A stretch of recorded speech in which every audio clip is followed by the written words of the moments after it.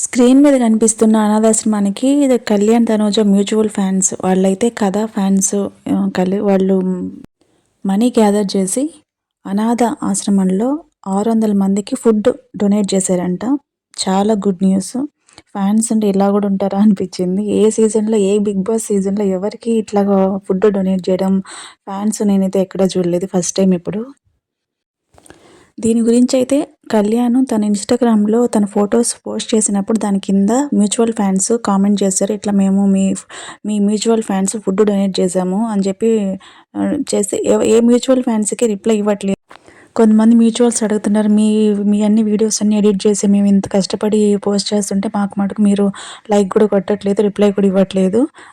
అడుగుతున్నారు. కానీ ఈ ఫుడ్ డొనేట్ చేసిన వాళ్ళకి మటుకు రిప్లై ఇచ్చాడు. థ్యాంక్స్ అండి చెప్పాడు.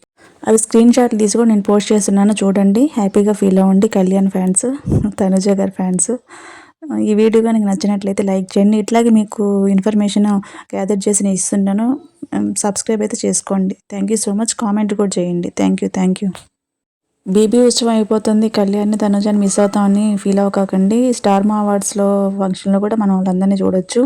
నెక్స్ట్ ఇంకా రాబోయే షోస్ కూడా కొన్ని ఉన్నాయి. అందులో కూడా మనం వాళ్ళని చూడొచ్చు. మిస్ అవుతామన్నమాట ఫీల్ అవ్వకండి ఎవరు.